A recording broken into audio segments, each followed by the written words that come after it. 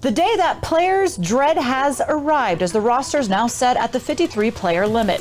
We react to the players that made the cut and the ones who did not. And with the regular season on the horizon, we check in on the offensive side of the ball to see how the relationship with Carson Wentz and Terry McLaurin is progressing. As the team sets their sights on the Jaguars in the season opener, we send Logan Paulson and Santana Moss down to practice to see what the team is working on. And with training camp in the books, we share which players showed the biggest growth as we reveal our training camp superlatives.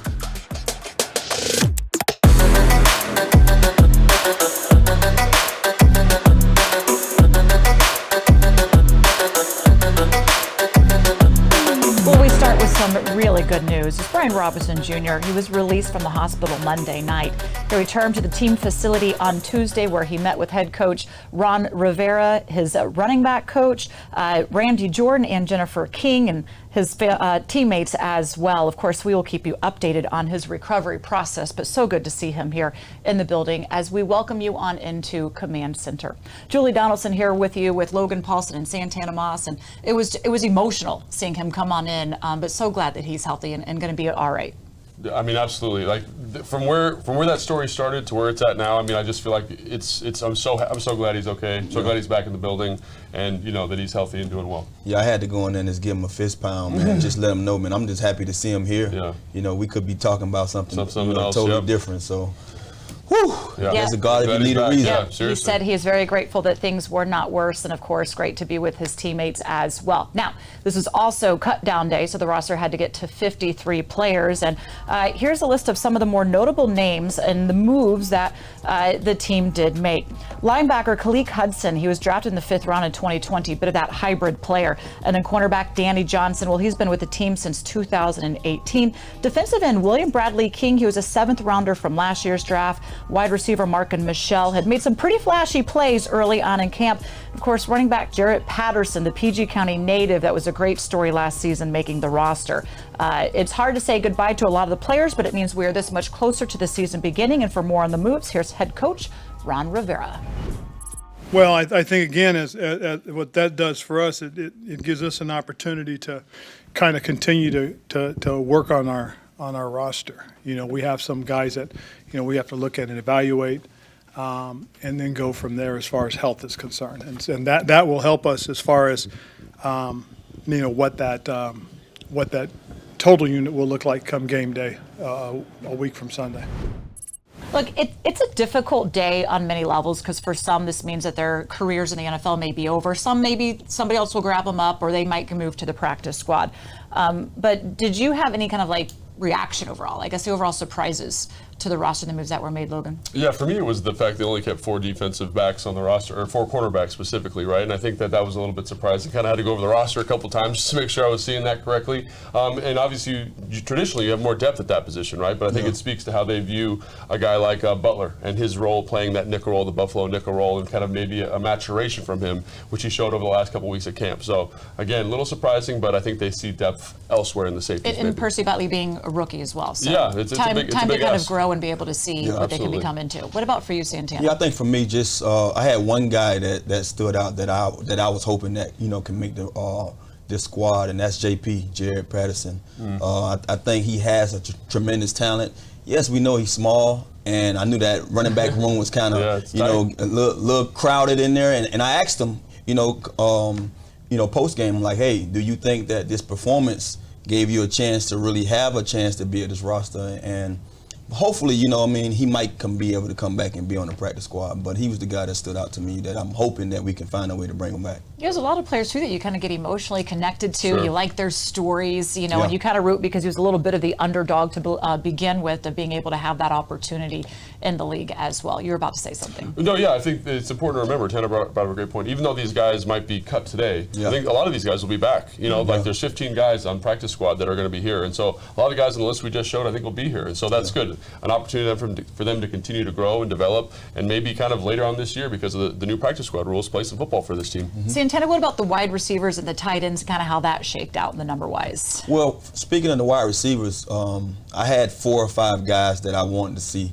and Cam Sims was one of the guys. We knew the obviously. top 3 guys was going to be Dotson, Terry, and Samuel. And then that one guy, I didn't know if it was going to be Dax or one of the other guys. And just to see Dax come back, that gives you a little notion to, the kind of work that he put into, being able to make the squad his second year, Absolutely. And then for the tight ends, the fact that they kept 5, I think is huge news, right? That speaks to the talent that they've got in that room for sure. Any area, Logan, that they still need to address or could? I mean, I've already mentioned the defensive backs, the depth there. That's something that you got to get worked out. But I think they generally feel pretty good. Linebackers, one, they've got 2 young linebackers they kept in Milo and Harris. So keep an eye on both those spots in terms of waiver wire acquisitions. For you?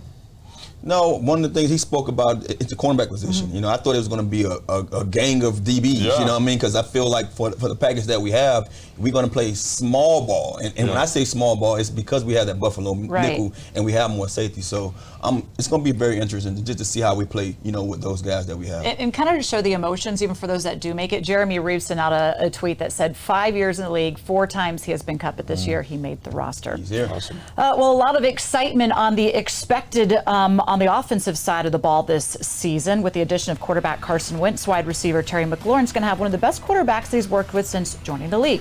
Now, despite the limited reps together during preseason, the duo is feeling pretty good about the chemistry that they have been able to develop. It's exciting. Obviously, we've put some good, some bad, some ugly out on tape, and it's not been perfect. But I think I like where we're at. I like the mindset. I like the makeup. Definitely not perfect, and we'll be building and growing as a team really every week, every time we step on the field. But the body of work we've had from OTAs, the summer, training camp, and then preseason games, I really like where we're at, and I'm optimistic. I think it's grown a lot, especially since the first week.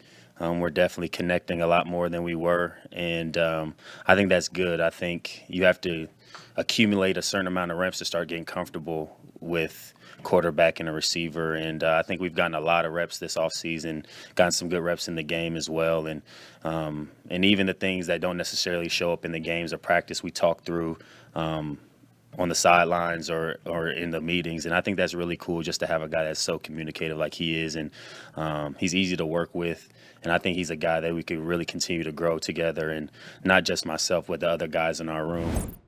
If Terry's excited to grow with Carson, that means every one of you should be excited as well. Santana, would start with you on this one. Look, there were some talks in training camp that, they weren't quite in sync yet, and Carson was quick to say, hold on, it is very early. Have no fear. He will be able to be just in sync with Terry soon enough. What have you seen, and when do you expect that to really kind of work out well? Well, one of the things that I've seen, and just know from playing the game, you don't really have to have a whole lot of time with guys to be in sync with them. As long as you have a veteran quarterback that knows how to play the game and know what to be expected, you can rest assured to know that he's going to put the ball in the area and give you a chance to make a play. I think when it comes to what Terry has dealt with already, that shows you enough that he don't need to be in sync with guys. If he had 8 quarterbacks already within 3 to 4 years. So I've seen a lot of progress throughout these preseason games and throughout these practices in camp.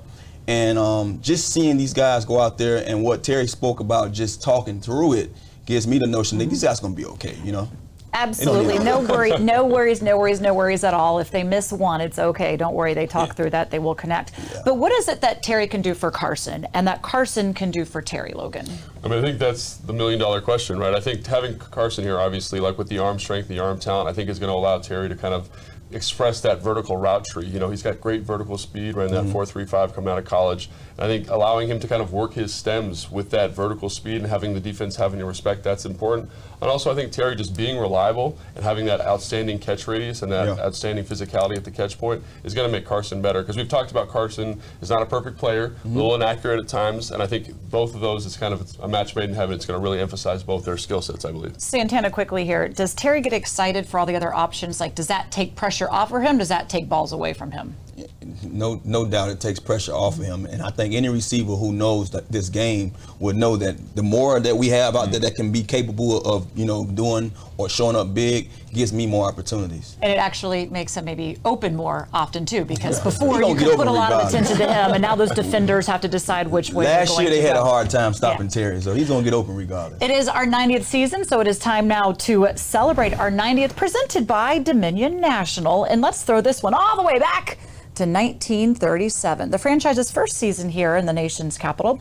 Washington kicked off the year with a 13-3 victory over the New York Giants. Rookie quarterback Sammy Ball led the league with 1,127 passing yards as Washington capped off the season with their first ever world championship, defeating the Chicago Bears 28-21. Man, I love that video. Footage is so great. Coming up here, though, with the final 53 set, we send Logan and Santana down to the sideline to watch a little bit of practice as the team begins their preparations for Jacksonville. And as the first-round pick, Jahan Dotson prepares to make his NFL debut, senior writer Zach Selby stops by to share the most important things to know about the Washington wideout. Hey, all. It's Jahan Dotson, and you're watching Command Center.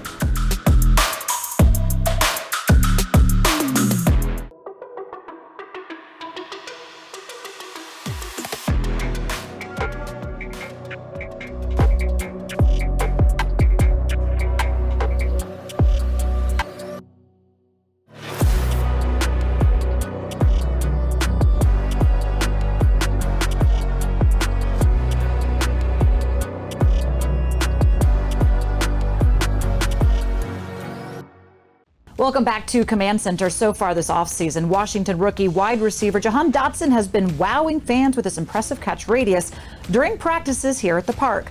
But what might be even more impressive is his maturity and poise off the field. For more on our top pick, here's senior writer Zach Selby. Senior writer Zach Selby here to give you 3 things you need to know about first-round pick Jahan Dotson as he gets ready for his rookie year. 1, he's already developed a strong bond with Carson Wentz. It's fitting that Dotson is wearing number 1 because he was Wentz's top target in OTAs and minicamp. There's a pretty good reason for that too. He is consistently open, and he's earned high praise from his new signal caller for it. If Dotson is already playing like this, it's a good sign for how he's going to look when the games actually count. 2, he has phenomenal hands. Dotson only dropped 3.5% of his 288 targets during his time at Penn State, and that's something we saw in practice here in Washington. Nearly every pass thrown Dotson's way was hauled in. He said he treats every pass like there's $1 million in the air, and so far, his hands have been money. And number 3, all signs point to him adding another wrinkle to Washington's offense. Washington already had weapons at wide receiver in Terry McLaurin, Curtis Samuel, De'Ami Brown, and Kim Sims. And the Commanders have 2 good pass catchers in the backfield with Antonio Gibson and J.D. McKissick. Dotson's skill set should fit nicely in Scott Turner's system. And if everything falls into place, he could help the Commanders' offense look very, very special. Thank you, Zach. Well, now that the preseason is behind us, it is time to shift our focus to the regular season and that game opener, September 11th against the Jacksonville Jaguars. Now we can actually plot and plan and scheme against them. So what exactly does that mean with practice today on roster cut down day? Well, we sent Logan and Santana to the practice field. Here is your field pass presented by FedEx, where Now meets next. Thanks, Julie. All right, we're out here at practice today, and I think, this is, again, routes on air with the roster cut down. There's only 5 wide receivers. There's 2 tight ends down here. It always blows my mind how different this looks that the roster's been cut down.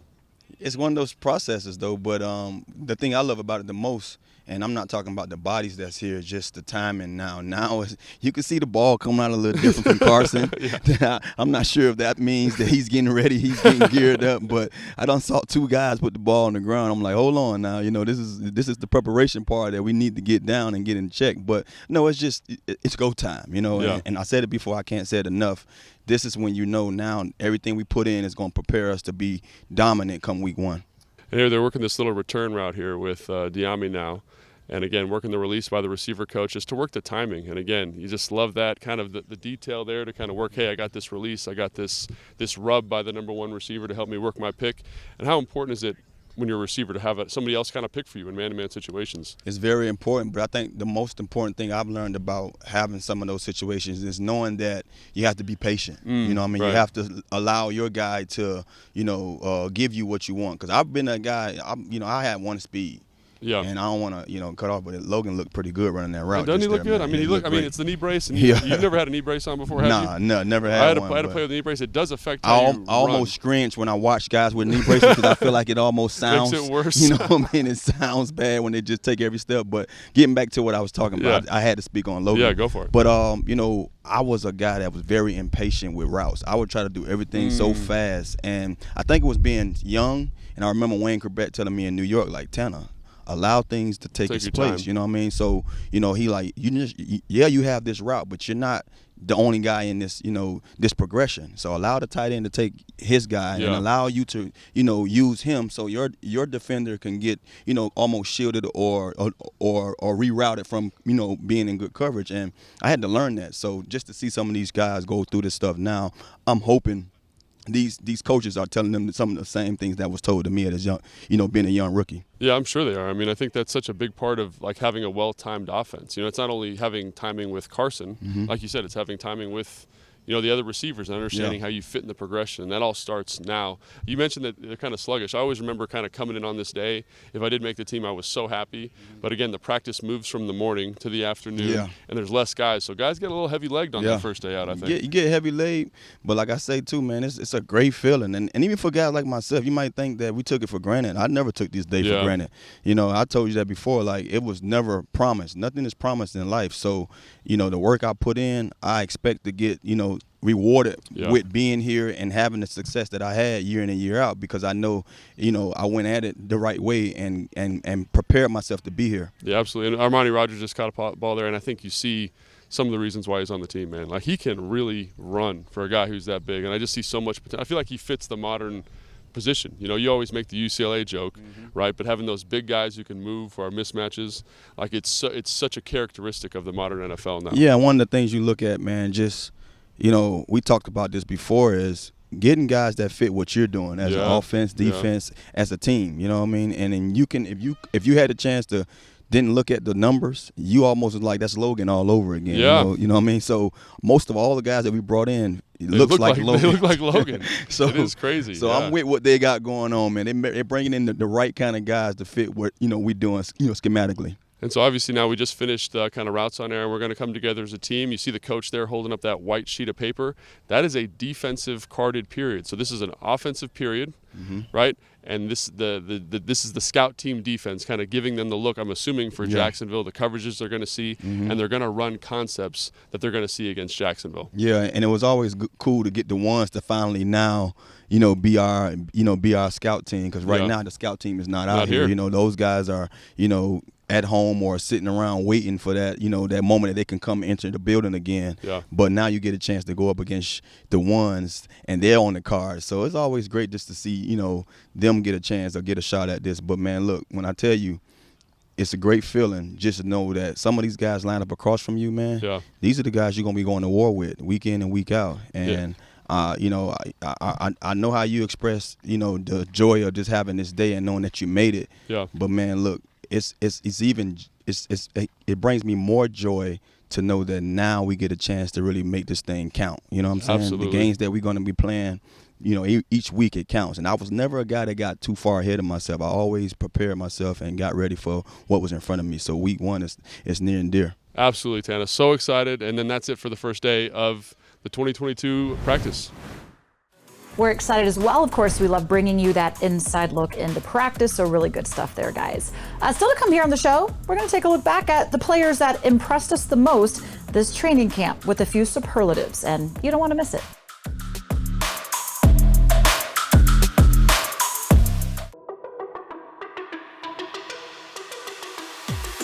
And now that training camp is in the books, let's put a bow on the preseason with some superlatives. I know, Tana, we're all excited for the regular season. Logan, though, I want to start with you for this one. Give me your training camp MVP. Yeah, my training camp MVP is Kendall Fuller. I think he just had an outstanding training camp, not only in practice, but in the preseason as well, in the preseason games. A lot of PBUs, gave Terry all that he could handle. That's why he's my MVP. And I have Brian Robinson as my most valuable player. This kid here, we knew that we got a steal in getting him in the third round. Not only did he come in here and show everybody what he's worth, but he had potential of being that guy come week one, but we all know why that might be postponed, but that's why he's my MVP. Not going to argue against that, but let's get to maybe somebody who surprised you, Santana. Well, somebody who surprised me is my man, Sam Howell. You know, I saw him, I keep saying Your this. man, Sam. My man, Sam. He beat up on my Kings a couple of years in a row, but I didn't expect him to come in here and be a guy that we can say, hey, you know what? You know, I understand we're going to give him that red shirt and we don't need him right now. But if we did, maybe if we ever need to, this guy showed us a lot of promise. Awesome, yeah. And my guy is maybe not as popular as your guys, but Daniel Wise. He's a guy that I knew had some pass rush upside, but again, showed up in the run game with those heavy hands and just being a physical kind of animal of a football player. Love that. How about for a player that maybe has some potential? You saw some flashes, but maybe it's still yet to totally come. Logan, I'll start with you for this. Yeah, for me, it's the big ugly, Sam Cosmi himself. He's not ugly. He's a very handsome young man, but he did an outstanding job this preseason blocking Montez Sweat. You see his athleticism, that high RAS score. He's a guy that could be something very, very special. So even though he's a good football player already, I'm excited for like the pinnacle of that, and that's why he's on my, he's on my list. One of the guys that stood out to me is this guy right here, man. Derek Forrest. He was the guy that was on our team last year. We didn't see a lot of him last year. He was a young guy that was injured a lot. Come fast forward this year, we talk about this Buffalo nickel. We talk about how we're going to use our safeties. He's a guy that flashed in the first preseason game, the second preseason game, and he's got to be a guy that's going to get a lot of chances to go out there and be one of those difference makers. Physical football player for sure. I like it. Defoe for Santana. Okay, Santana, give me that guy that's like a reassurance pick. You knew he was going to be good, and he just was. Need I say more? Cheating, man. What are you doing? I'm not really cheating. It's because, trust me, I was the first round pick. I was the guy that came in. And I'll tell you this, I got injured. But at the same time, before I got injured, I'm not sure if I was ready. You know what I mean? I still had to learn the ins and outs of being a pro. He's a pro. Yeah. This guy's already showed us he's a pro. That's we true. know he didn't play. He didn't play his first game yet, but he shows you time and time again he's a pro. He's ready. Absolutely. And mine is actually cheating. John Allen is mine. And he's the guy that you knew exactly what you're going to get. Every single day he comes in same kind of level of professionalism, same physicality. Excellent job, this guy. Not surprising. I mean, look, if you're going to be reassured on somebody, it's somebody you already know what to expect coming in. I'm reassured on you guys doing an absolute outstanding job during training camp and all season long. But that's going to do it on Command Center.